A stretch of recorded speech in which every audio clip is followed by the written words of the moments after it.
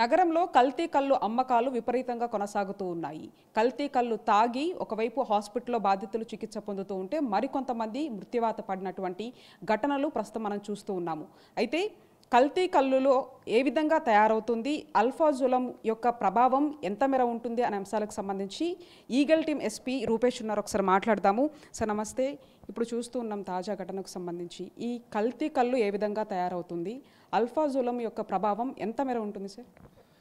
ఈ కేసు సంబంధించి FSL report వచ్చే వరకు మనం ఏం జరిగిందని చెప్పలేము. బట్ ఇన్ జనరల్గా ప్రీవియస్ కేసెస్లో మనకి alprazolam and benzodiazepine and chloral hydrate, saccharin అనే ఇలాంటి కెమికల్స్ అన్నీ కూడా కలుపుతారు. ఎందుకంటే ఆ మత్తు రావడానికి మోస్ట్లీ ఆల్ఫాజోలం చాలా కేసెస్లో కలుపుతూ ఉంటారు, which is a narcotic drug actually. It is banned for consumption. Except medicinal use తప్ప దేనికి కూడా వాడకూడదు. బట్ మత్తు రావడానికి ఈ ఆర్టిఫిషియల్ కళ్ళు తయారు చేయడానికి ఈ ఆల్ఫాజోలంని చాలా విరివిగా వాడతారు. అంటే ఆల్ఫాజోలం ఎక్కడ తయారవుతుంది సార్? వేరే స్టేట్ నుంచి ఇక్కడ తీసుకొస్తారా? ఇక్కడ కూడా తయారు చేసి ఈ విధంగా కల్లులలో కలుపుతారు. అసలు కల్లులో ఏ మాత్రం కూడా ఈ ఆల్ఫాజోలం అనేది కలపకూడదు. అలాంటిది ఇక్కడ కలిపి వేరే వాళ్ళు ఎవరైతే అడిక్ట్ ఉంటారో వాళ్ళు వచ్చి తాగుతున్నారు. ఈరోజు ఆ సిచ్యువేషన్ చూస్తూ ఉన్నాము. కళ్ళు అంటేనే న్యాచురల్గా వచ్చేదండి. ఏదైతే టాడీ ట్రీస్ ఉంటాయో వాటి నుండి కళ్ళు తీసుకోవాలి. ఇట్స్ ఎ న్యాచురల్ డ్రింక్, అంతేగాని కొత్తగా తయారు చేయడానికి కాదు. ఎందుకంటే కొత్తగా తయారు చేయాలంటే ఇట్ ఈస్ డిఫరెంట్, ఒక లిక్కర్ తయారు చేయడానికి.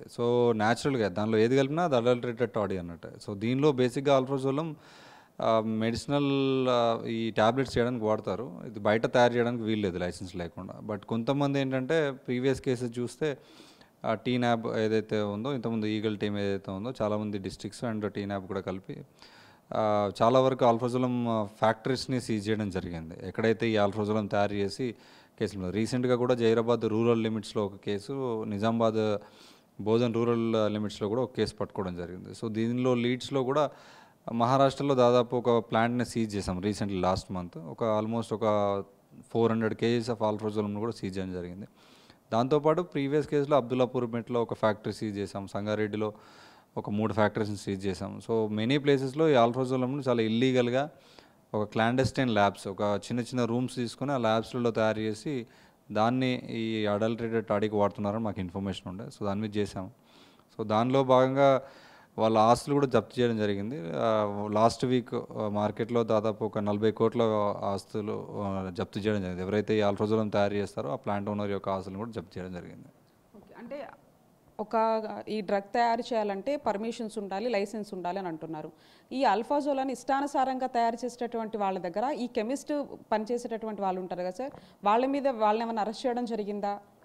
చాలా కేసుల్లో కెమిస్ట్ని కూడా అరెస్ట్ చేయడం జరిగింది, ఆర్గనైజర్స్ అందరినీ. దీనిలో ఏంటంటే కొంతమంది ఇంతకుముందు ఇన్వెస్టిగేషన్లో తెలిసింది ఏంటంటే బయట ఏదైతే పెద్ద లైసెన్స్డ్ కంపెనీస్లో పనిచేసే వాళ్ళు ఎవరైతే ఉన్నారో వాళ్ళని వీళ్ళు ఎవరైతే ఈ ఆల్ఫాజోలం తయారు చేయాలనుకున్నారో వాళ్ళని తీసుకొచ్చి కెమిస్ట్లని, వాళ్ళంతా అండర్ స్కిల్డ్, వాళ్ళందరినీ తీసుకొచ్చి చిన్న ల్యాబ్స్ తీసుకొని కెమికల్స్ కూడా ఇల్లీగల్గా ప్రొక్యూర్ చేసుకొని ఈ ఆల్ఫాజోలం తయారు చేస్తున్నారు.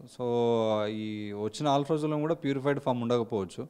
ఒకవేళ అది ప్యూరిఫైడ్ ఫామ్ కాకుండా ఇంకా ఏమైనా కెమికల్ కాంపోజిషన్ చేంజ్ అయితే మాత్రం అది మనుషుల యొక్క బాడీల మీద చాలా హై ఇల్ ఎఫెక్ట్ చూపిస్తుంది.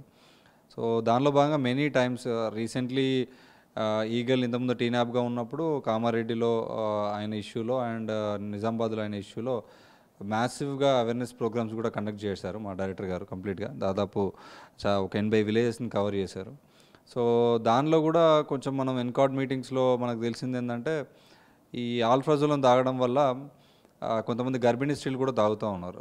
వాళ్ళకి సిజేరియన్ చేసేటప్పుడు వాళ్ళు మత్తుమందు ఇస్తే ఈ ఆల్ఫాజోలం కలిపిన కళ్ళు తాగడం వల్ల వాళ్ళకి సిజేరియన్ ఇచ్చేటప్పుడు ఆ మత్తు కూడా వాళ్ళకి రావట్లేదని డాక్టర్స్ చెప్పడం జరిగింది ఎన్కాడ్ మీటింగ్స్లో. అలాగే పుట్టిన పిల్లల్లో కూడా డిఫరెంట్ డిఫార్మిటీస్ వస్తున్నాయి. చాలా దుష్ప్రభావాలు ఉంటాయి ఆల్ఫాజోలం మిక్స్ అయిన దీనిలో. ఎందుకంటే ఇట్స్ ఏ సైకోట్రోపిక్ సబ్స్టాన్స్, మన నార్కోటిక్స్ డ్రగ్స్కి సంబంధించింది. బయట ఇప్పుడు కొకైన్ ఎలా ఉంటుందో it is more powerful than cocaine. అట్లాంటివి మిక్స్ చేసినప్పుడు చాలా కాన్సిక్వెన్సెస్ చాలా బ్యాడ్గా ఉంటాయి. అంటే ఇప్పుడు విత్ ఇన్ స్టేట్లోనే కాకుండా మహారాష్ట్ర చూస్తున్నాము, పూణేలో కూడా కొన్ని సంస్థలు ఉన్నాయి ఇటువంటి డ్రగ్స్ తయారు చేసేటువంటివి. అక్కడ ఏమైనా సీజ్ చేయడం జరిగిందా సార్ ఈ ఆల్ఫాజోలం కంపెనీని? మహారాష్ట్రలో పూణేలో ఒక ఫ్యాక్టరీ సీజ్ చేయడం జరిగింది లాస్ట్ మంత్. దానిలో దాదాపు 12 మంది అక్యూజ్లను పట్టుకొని పంపించడం జరిగింది, ఇంక్లూడింగ్ ద టెక్నికల్ పర్సన్స్ ఎవరైతే దాన్ని ల్యాబ్లో తయారు చేస్తారో.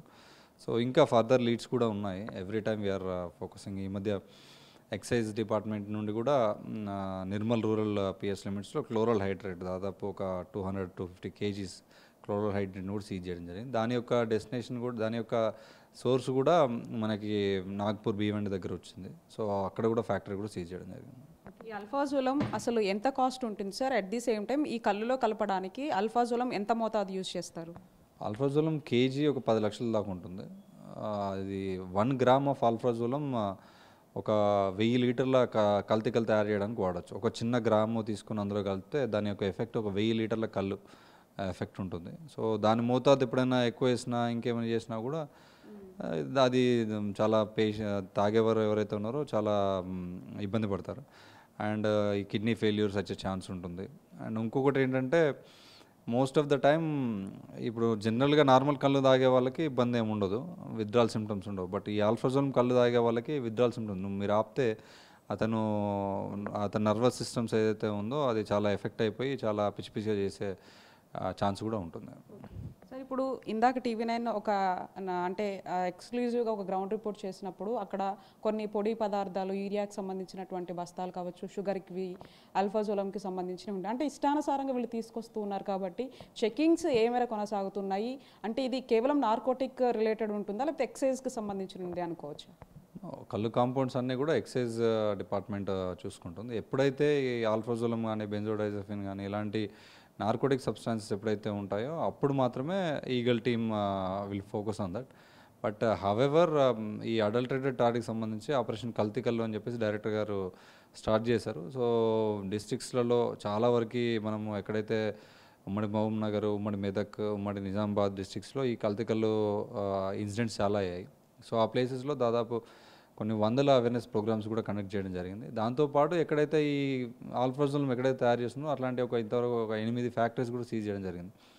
ఫర్దర్గా వాళ్ళ దగ్గర చేసే ఈ ఆస్తులు కూడా దాదాపు ఆల్ఫ్రాజోలం సంబంధించిన కేసెస్లలో ఒక 100 crores వరకు ఆస్తులు కూడా లాస్ట్ ఇయర్ నుండి తీసుకుంటే మార్కెట్ వాల్యూ. సో వాళ్ళ అందరిది సీజ్ చేయడం జరిగింది. ఫైనల్గా ఏం చెప్తారు సార్? కల్తీ కళ్ళుకు సంబంధించి విపరీతంగా పెరుగుతుంది. ఈ ఘటన ఒక ఉదాహరణ అని చెప్పుకోవచ్చు. సో ఇటువంటి వాటి మీద ఈగల్ టీం రానున్న రోజుల్లో ఏ విధంగా ఇన్వెస్టిగేషన్ చేయబోతుంది అంటారు?